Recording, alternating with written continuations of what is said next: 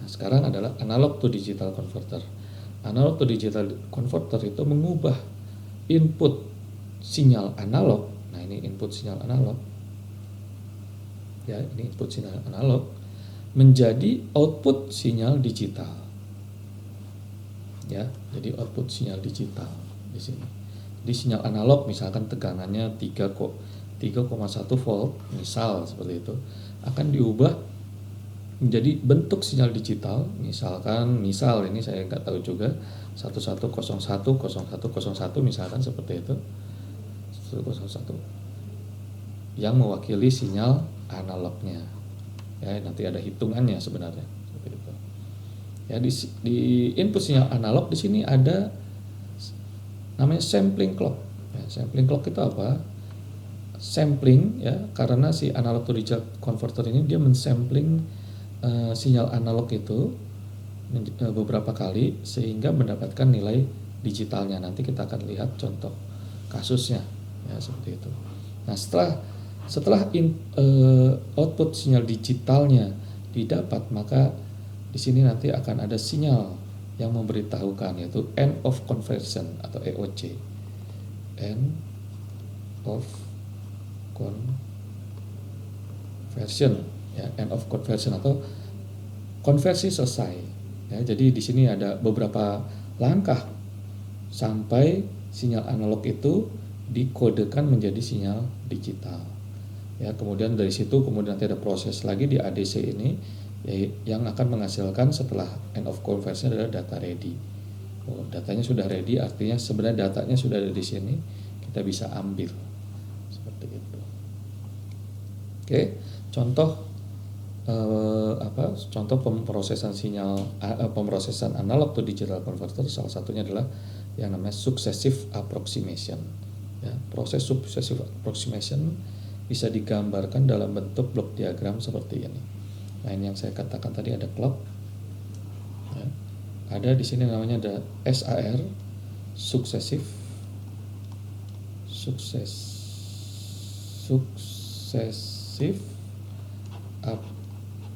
approximation register. Nah, jadi di sini ada register, ya, yang nanti melakukan proses terus konversi sampai nilai ADC-nya diperoleh. Ya, nah, successive approximation register ini akan memberikan data. Nah, ini nah ternyata di ADC ini ada DAC-nya, makanya tadi saya menjelaskan DAC dulu baru ADC. Ya, seperti itu. Nah, jadi di sini akan memberikan sinyal digital, ya, yang akan diubah menjadi sinyal analognya. Ya, di sini ada VRF. Nah, sinyal analognya ini akan dibandingkan. Nah, ini dibandingkan dengan komparator dengan V-in yang ingin dikonversikan. Oke, nah dibandingkan sampai beberapa kali sehingga nanti di SAR ini akan muncul sinyal digital yang mewakili sinyal V-in-nya. Bagaimana caranya? Nah, kita lihat contoh ilustrasinya. Oke, saya kontrol dulu. Oke, secara simulasi saya akan menjelaskan bagaimana proses konversi sinyal ADC, successive approximation. Ya. Sinyal input yang diberikan ke dalam sistem ini akan di sampling and hold, jadi disimpan selama waktu tertentu sampai nanti akan proses konversi berikutnya di dalam sistem SH ini. Ini yang dinamakan, kalau nanti di dalam blok diagram itu, ini yang dinamakan adalah proses samplingnya, ya. Sampling itu biasanya dilambangkan dengan seperti ini, switch aja gitu. Nah, sinyal input, sinyal tegangan yang akan dikonversi akan tersimpan di sinyal and hold.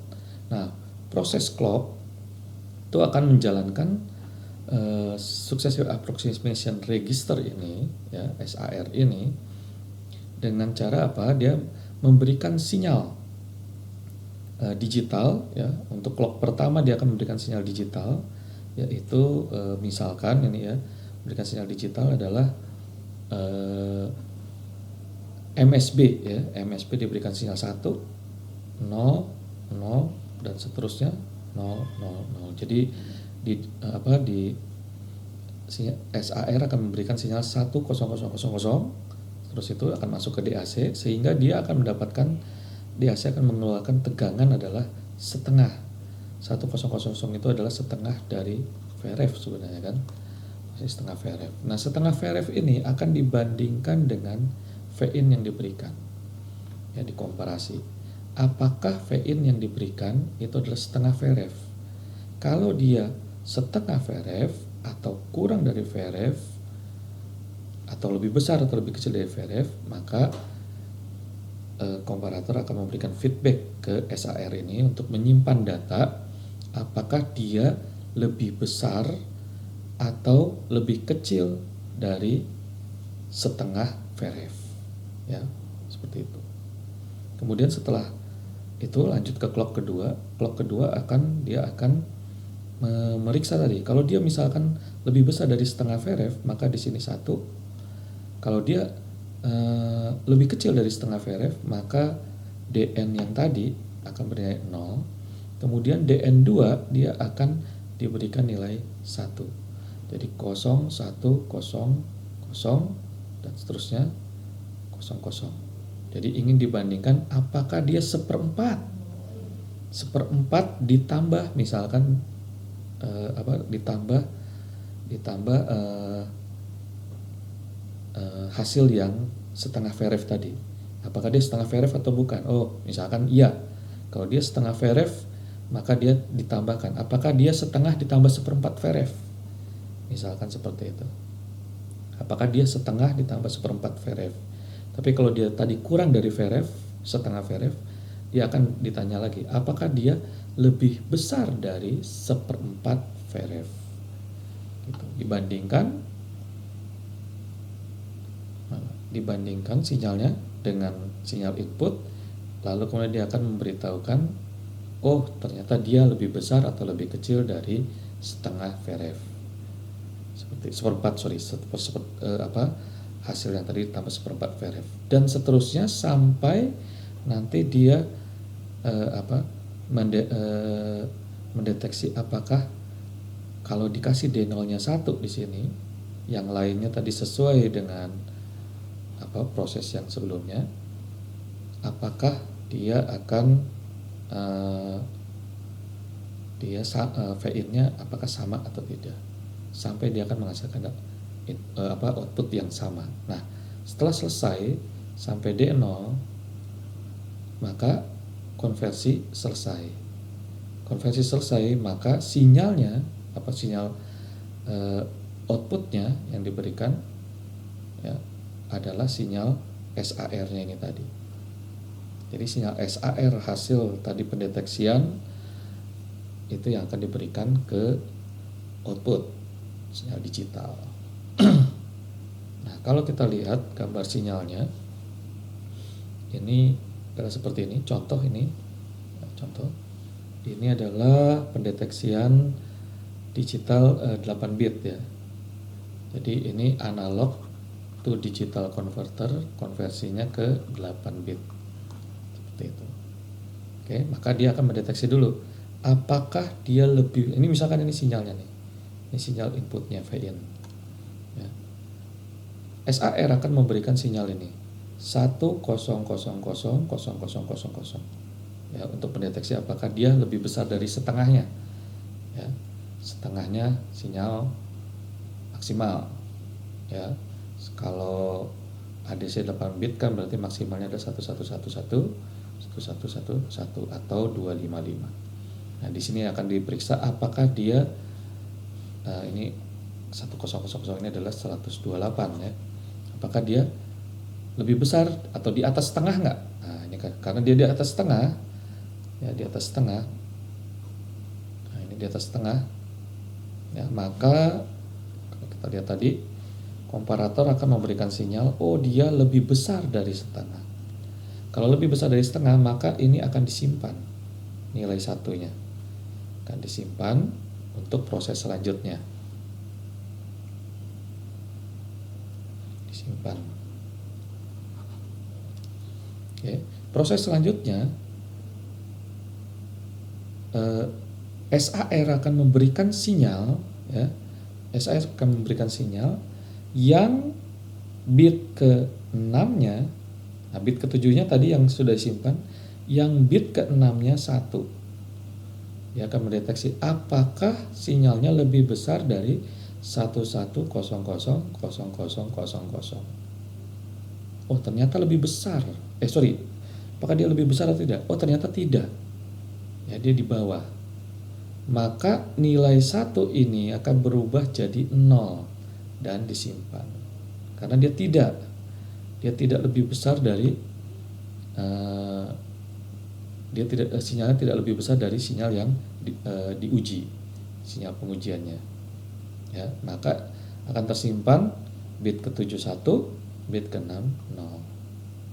Selanjutnya SAR akan memberikan sinyal lain, yaitu 10. Nah, ini bit kelimanya yang diberikan 1, yang lainnya 0. Dideteksi apakah dia lebih besar atau lebih kecil. Oh, dia ternyata lebih besar. Maka kalau lebih besar, dia akan menyimpan nilai 1, sehingga selanjutnya ini adalah 101, dan bit ketiganya, bit keempatnya yang diberikan sinyal 1.